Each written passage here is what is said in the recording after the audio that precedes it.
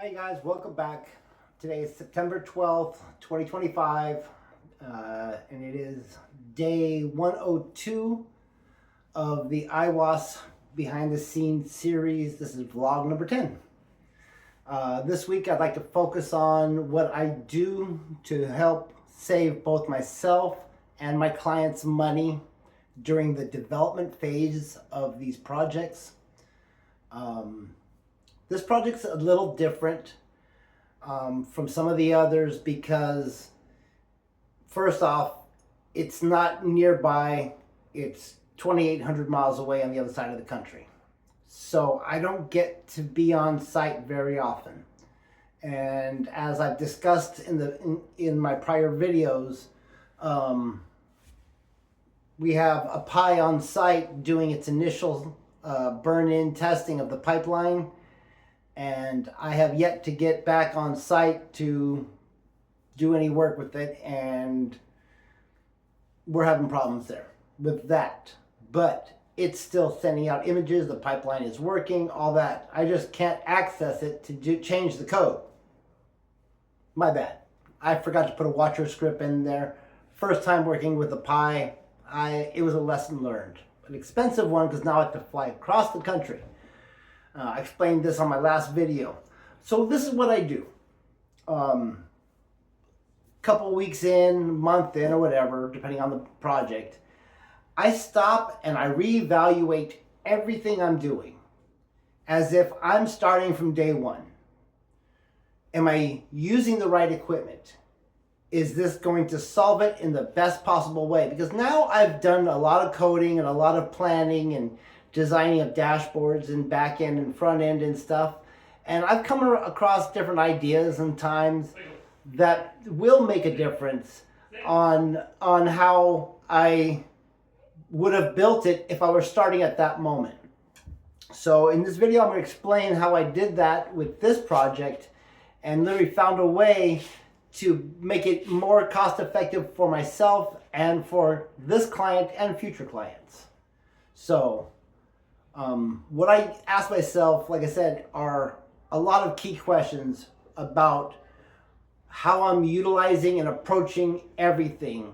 So in this case, at the end of my last video, I talked about how I had a replacement Pi that I was going to pre-configure with, what was it at that time? Version 2.4. And I was going to utilize it to start sending out a very throttled back series of images to test my pipeline and everything that happens in the cloud. But as I'm sitting there with my second Pi, I begin this reanalysis. The end point was I was going to have a nice edge unit on site, 6K about, multiple rack units, and does a lot of the processing on site, and then it stores it up in the cloud, and the queries go back to the cloud, and blah, blah, blah, blah. And I started rethinking this. I can do all of this in the cloud and just worry about capturing the images, controlling the cameras, and dumping it to my pipeline, all right? I don't need an edge unit for that. But I also can't do it on a single Pi because that's just way too many images. And I thought about this as I'm sitting there holding a second Pi. I started thinking about, well, what if I had two Raspberry Pis and I split the load? So then I started doing calculations that way, because Raspberry Pis at $100 a piece sure is a lot cheaper than a $6,000 edge unit, which I had designed in the system.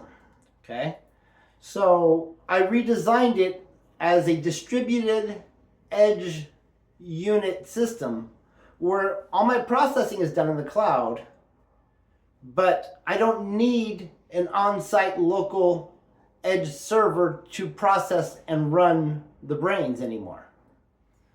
So what this did both for me in the development of proving concept and getting my system designed, it's going to save me a ton of money to get to my next level. But I also realize, in reality, I can do 95% of what the system is designed to do utilizing pies and never ever needing an edge unit. I've come up with a few ideas, a couple functions that I would like to implement much further on that I would rather have real-time on-site processing for. But what I'm doing now, there's really no need for that. That's way overkill for what I'm doing with my oversight, my integration with the warehouse management system, and tracking everything that goes on at this place. So I redid the design. I guess we'll call this version 3.1 with a distributed edge design. Right around the first of the month, right after, no, the third of the month. Third. It was the day after I did my last vlog. And started calculating out this whole new design using 4 Raspberry Pis. I have 2 that control fixed cameras that focus on the persistent tracking system. And I have 2 that focus and control the first set of PTZs, which are going to be done and handle the site. So that goes to the QR detection and OCR optical character recognition system. That's what reads all of my SKUs, my packages, my order numbers, my order sheets, recognizes door numbers, aisle numbers, bay locations, everything. All that's done that's all done in the engine, up in the cloud. So now I'm going to be going back, flying tomorrow, back to Georgia, across the country. I'm over on the West Coast.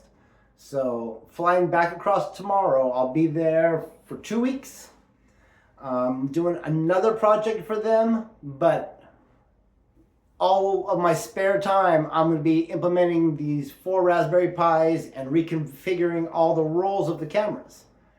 So by doing that, I've already gone through a couple versions and redesigns to implement the dashboard in different ways, because everything has to work different now, because now it captures from multiple locations. Every capture has to have enough metadata to know what system internally requested that image, so that once it does reach the cloud's going to say, oh, this is an image from the persistent tracking system.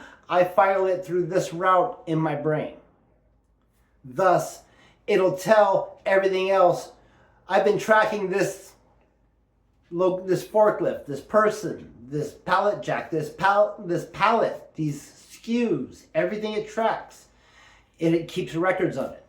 Okay, so this way, whenever it is unsure of what something is, that's the system internally in the brain that has rules and code designed to say, hey, take over that PTZ camera number 3, go look at pallet number 742 and tell me what's on it.